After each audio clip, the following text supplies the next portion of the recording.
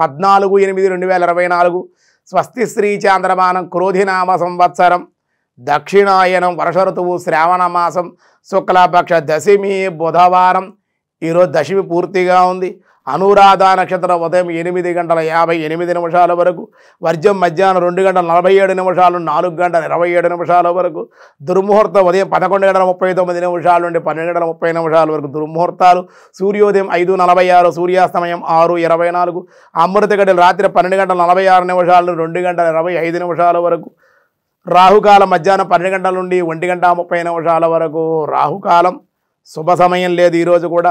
ఐంద్రవ యోగం మధ్యాహ్నం 2:05, తైతుల కరణం సాయంత్రం 5:50. దశమి బుధవారం కాబట్టి అన్ని కార్యాలకి ఈరోజు చాలా అనుకూలం. వివాహాది శుభకార్యాలు, గృహప్రవేశాలకి అన్ని కార్యాలకి కూడా అనుకూలం. ఈరోజు దినారంభ చక్రాన్ని బట్టి ఈరోజు మేష వృషభ మిథున కర్కాటక రాశి వారికి చాలా అనుకూలంగా ఉంది. సింహ కన్య తుల వృశ్చిక రాశి వారికి కూడా బాగుంది.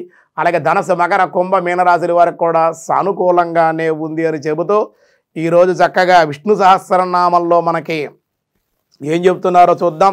వ్యాసాయ విష్ణు రూపాయ వ్యాస రూపాయ విష్ణవే రుద్రో బహుశీర్షో బభ్రు విశ్వయోని సృచిస్రవ అమృత శాశ్వత కృష్ణ అమృత శాశ్వతస్థాను వరారోహో మహాతప.